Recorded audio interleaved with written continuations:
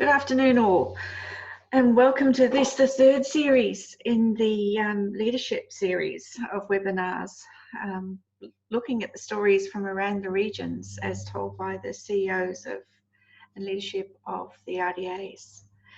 And today we're joined by Mr. Timaru, Nigel Davenport, who is CEO of Aoraki Development based in Timaru. He's got a wealth of experience in ED, but he's also chair of 100% Pure New Zealand Honey, trustee of Sport Canterbury and Aoraki Sports Persons Charitable Trust. He's a valued member of the EDANS board and an all-round good guy with an acute sense of humour, as I've learned over the last few months. Welcome. Hi, Susan. Thank you. Interesting intro. Thank you. I should have put you on the spot and asked you if there is one thing that people won't know about you, which is funny. That's an interesting one. We had a thing at work here a few months ago about that, and we had to find something that no one knew about us. And one thing, I actually mentioned it at the EDNZ conference, I've got over 300 stitches across my body from a variety of sports and sports injuries mainly through the course of my rather adventurous youth. That just tops mine. Although mine are mostly staples. Yeah, oh no, it's that is fun and interesting. Yes. Okay, so we're talking about Timaru today and how it's coped in response to COVID-19. Just to let people get, and if you can give them an overview of what your economy looked like prior to COVID-19, please, Nigel. Yeah, sure. So look, the Timaru district is smack bang in the middle of the South Island on the east coast here. 80% of the South Island's population is within a couple of, or two and a half hours of us here in Timaru, so Christchurch to the north and Dunedin to the south. The district itself has a population of about 47,000 people, and the wider South Canterbury region, which encompasses obviously in their neighbours Mackenzie and Waimate, takes us up to about 62,000. So the district, we refer to it very much as a bit of a New Zealand, but significantly smaller. So we're extremely diversified with our industry sectors across, food processing, manufacturing, primary sector, transport, logistics. We've got our own DHB here, 9 secondary schools, a port that is part owned by Port of Tauranga, so wide connections globally and nationally. But also a very strong trade sector, transport and logistics. So yeah, very much a New Zealand ink on a smaller scale. So, and look, pre-COVID, we were humming along really well. We have one of the lowest unemployment rates in the country and still do. And to be honest with you, that has really been our biggest challenge, is attracting the right people with the right skills to do the jobs. And you talk to any business locally, regardless of which sector they're in, and over the course of the last 4 or 5 years, that has been their biggest challenge by far. And regardless, even now with COVID having hit us, we've still got some of those challenges in front of us, to be honest. So in a pretty good spot. So an ageing demographic? Yeah, look, very much so. Those challenges I mentioned around our workforce, we've got an ageing demographic, a bit like most parts of the country. We had full employment effectively, or better than full employment. I think full employment's about 3.5% unemployed. And historically we've sat anywhere between, I think our lowest was about 2.4% and into the early 3s. The immigration settings really haven't been our friend in the last wee while. And then we had our youth coming through school. So yeah, very much full employment, and which has been, I suppose, our challenge across full employment, and then those other ageing demographic as well. So a very diverse economy. Mm-hmm. Has that been a conscious a conscious ploy, a strategy, or or is it something, or a mixture of both happy coincidence and ploy? Yeah, I think it's our central location, actually, right in the middle of the South Island. As I say, a couple of hours either way to the largest centres in the South Island. But also in Canterbury, you know, a strong backbone of primary sector. And then our food processors and manufacturers, you know, we have some globally, nationally known food processors here in McCain, Fonterra, Sanford's, Tallies, Oceana, DB, right through to, you know, we've got honey, salmon, and they're all here for a reason.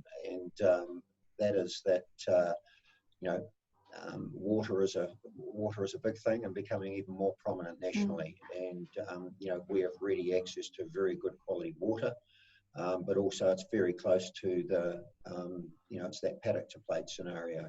And so yeah, and off the back of that, obviously they're here because they are well supported by an underlying strong infrastructure of some very, very talented trades, you know, across whether it's engineering, plumbing, electrical, building, etc.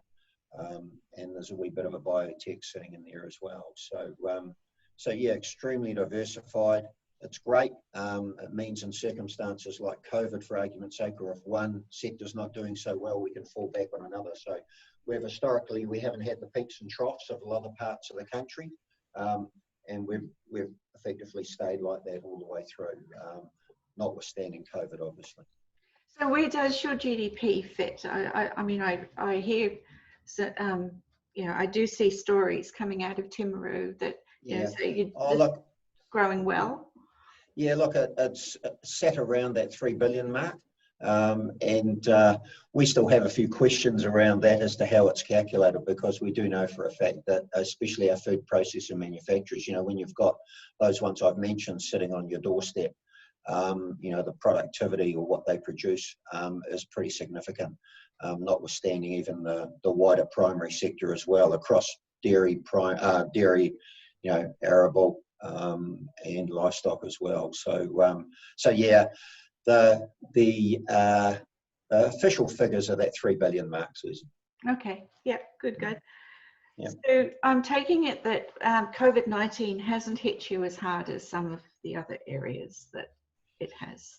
Yeah, it is fair to say, you know, and we really feel for our near neighbours and those further through down into central as well as other parts of the country. But where we're probably in the fortunate position that, you know, the national average of essential workforce was around that 40% of our national workforce was essential. Here in the district, we were north of 60%, I believe probably touching closer to 65%. So, you know, those backbone industries or those diverse sectors I mentioned before, you know, primary, food processing and manufacturing, transport and logistics, trades, health, social services, those industries that are seen as some of the stronger ones, or those that will lift us or assist us to come through this, they're our largest employers.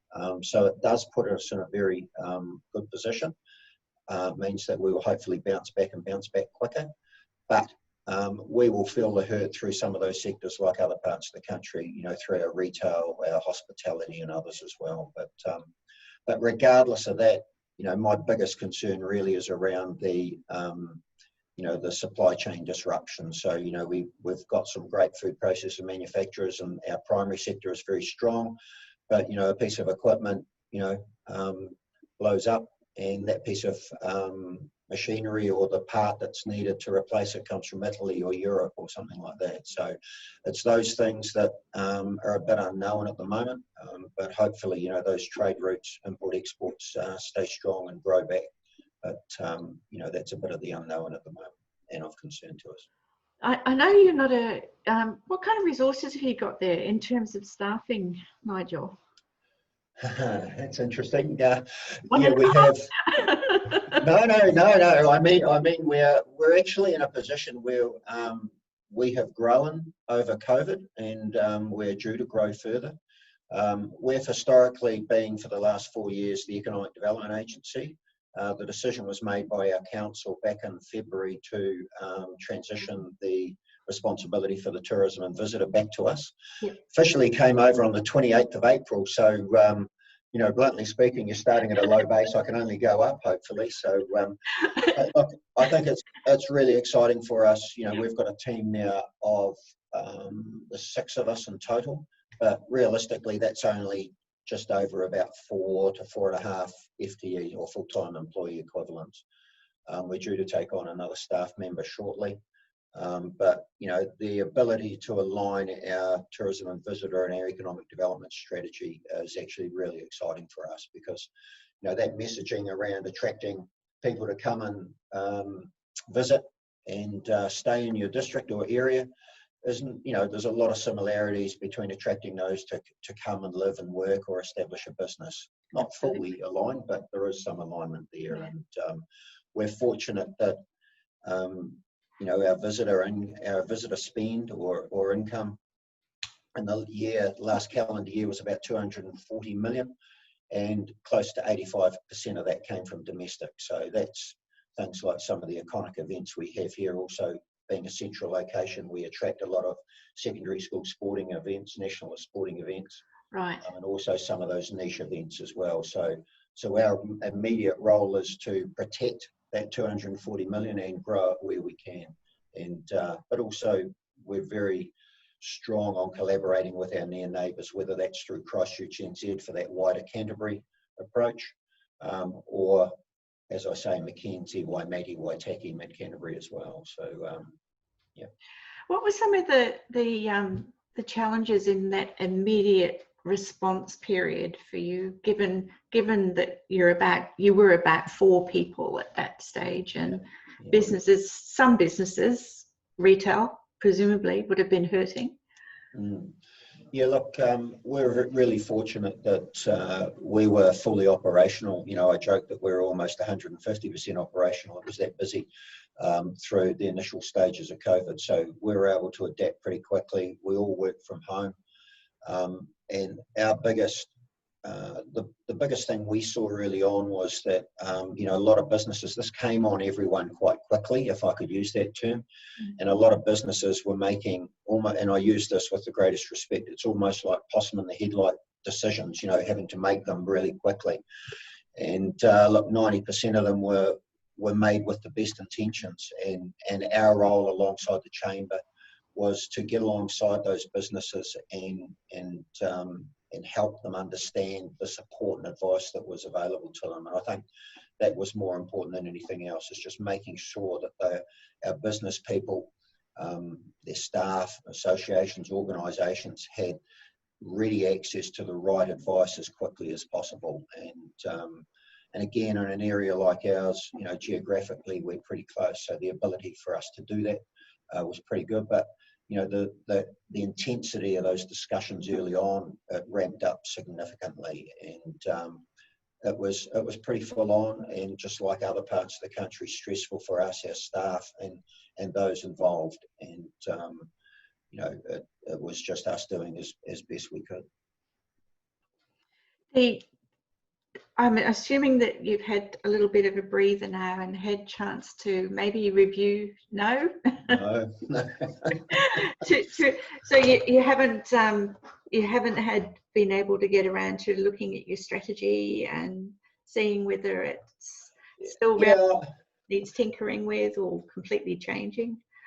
Yeah, look, we've had a breather as such, I suppose. Being back in the office, putting a bit of structure around the days has been really good. Getting the team back face to face has been excellent. And look, from an economic development perspective, our 3 planks have been around workforce, obviously helping our businesses to attract and retain workforce, skilled workforce, getting alongside and assisting our businesses, and then that obvious one around attracting new business. And now tourism has come on, the responsibility for that as well. And I spoke about our strategy around that. It's very much around protecting, getting alongside, obviously, our tourism hospitality operators, and helping where we can. But coming back from an ED perspective, I suppose the attraction or the workforce one it's not so much on attraction at the moment. It's redeploying, retaining those staff. On average, the district, we've had our unemployed have been about 500 which isn't a big figure when on the bigger scheme of things, and that's blipped up over 1,000 now. So we've got 500-600 people unemployed in our district that we haven't had before. So just the same as other areas, and I don't mean to underestimate the challenges associated with some other areas in the country that have had it a hell of a lot tougher than us. But we've all got to do the best we can to retain, obviously, those staff, redeploy them and re-employ them as quickly as possible. So there will be a bit of attraction, I suppose, around, we're due to head into a rather busy, or a very, what is it, traditionally busy spring, summer, given our those backbone industries I mentioned before. So, that's one of the challenges, is all those industries I mentioned, their ability to attract some of that seasonal workforce, whether it's into the trades from offshore or into our primary sector from offshore, isn't there. So there are some significant challenges around that we've all got to face around the country. Absolutely. But when I'm talking to some of the other leaders of the EDAs and RDAs, one of the songs that I'm hearing a lot is a concern that there wasn't any real-time intelligence on which to base a rethinking of the strategy, or to take a pulse of local business and so on. Is that something you've struggled with as well, or have you done your own research as much as you can? Yeah, look, Susan, it's a really good point. And I think the hardest thing is that, I suppose, as economic development professionals and other professionals, is that, through this, especially through that initial lockdown period, that 4 weeks, 7 odd weeks, is that we became very reactive. And because there were so many things happening, I suppose, and the demands or the needs of our wider business community, if I can put it that way. So through those sort of 7 weeks, it was very reactive. We appreciated the support, obviously, of EDNZ, and also the speaker series, and getting access to some of that wider views. But it's the same old thing, isn't it? That good quality data, prompt data that enables us to make as fully informed decision as possible is like gold. And even pre-COVID, during COVID, post-COVID, it's the same story. We need de-siloed and prompt, robust information, from the right sources. And social media, is a nightmare in that respect. Especially through some of the things that flew around during lockdown and since. But anything. I know we at EDNZ are very vocal in the need for good quality, robust info out of central government. And I know there's some good work being done in there, but, like anything, we can all do better. But we use our local networks as best we can. And, it's really important that as ED professionals that we realise we're not in a bubble, and we need to utilise those contacts we've got throughout the country and collaborate. And if you're feeling a bit isolated on something, make a call to your mate up the road, or in the neighbouring district as well, and bounce some things off them, because there is a lot of knowledge around the country in our space. People are a lot more experienced and knowledgeable than me, and I'd encourage our professionals to make use of that network. Yeah, great point. And EDNZ is doing its best to create that resource centre and use that as a housing. So that's available at any time. And if there's ever any questions that people want to pose to the network, I'm happy to field them for them and push them through. One of the other issues that some of the EDAs and RDAs have had is that they found they haven't had the network or the architecture, the infrastructure in terms of organisations around the table that they've needed to deal with COVID-19. So it's been they've been caught a little bit off guard by that, and they found that it's both it's been quite a silver lining, if you like, in this cloud, that there's so many organisations out there willing to collaborate, wanting to collaborate, and really getting behind the organisation that's leading the economic development response. It sounds to me like you already had that sorted with the networking that you do within your region. Is that a fair comment? To some degree, but it highlighted obviously a number of gaps. But I think you know, the key thing there is to utilise those networks and making sure that you and your colleagues are, you know, aligned as best you can, both to local government and those local organisations and central government as well. And I think the one thing it highlighted to us, going back to, you know, the conversation we had right at the start around, you know, where the district is placed at the moment, is that, you know, from a recovery or response perspective, we've been fortunate to really move into that phase with a wellbeing, a full 4 wellbeing pillar lens across it as well, and hugely important, especially in the current environment, that, you know, we have a very people-centric approach to our response, recovery, reignition, however you want to call it, through the stages, and that makes it even more important that it's not just, you know, we don't have that economic development lens, I suppose, on it. That, you know, we are well aware of the social challenges and the pressure points within our communities as well, through all areas of our community. So again, yeah, look, we can always do better, as I think we all can in that respect. But you know, at the end of the day, regardless of what area you're in, you know, whether it's a provincial area like Timaru or a smaller area or a larger metropolitan, is that everyone is only a phone call away. And again, utilise the networks you've got, and into central government. You know, if you don't know the person that you need to talk to, you know, someone in your network or wider network will. So yeah, it's very important to obviously foster those relationships to, you know, to get the best possible outcomes for your respective communities. Yeah, great point. And it's easy when you're engaged in the battle not to actually be able to stand back and think, oh well, you know, there's a resource there. Yeah, I think that's a really good point too, because, you know, sometimes you can't see the forest for the trees, and you know, throughout that the whole lockdown period, even now, you know, I remember some sage advice given to me by my granddad years ago that you know, there's that little circle that you can influence that hovers around you, and then there's a bigger circle around that you can't. And you know, I had a few rather direct conversations with some local business people on that.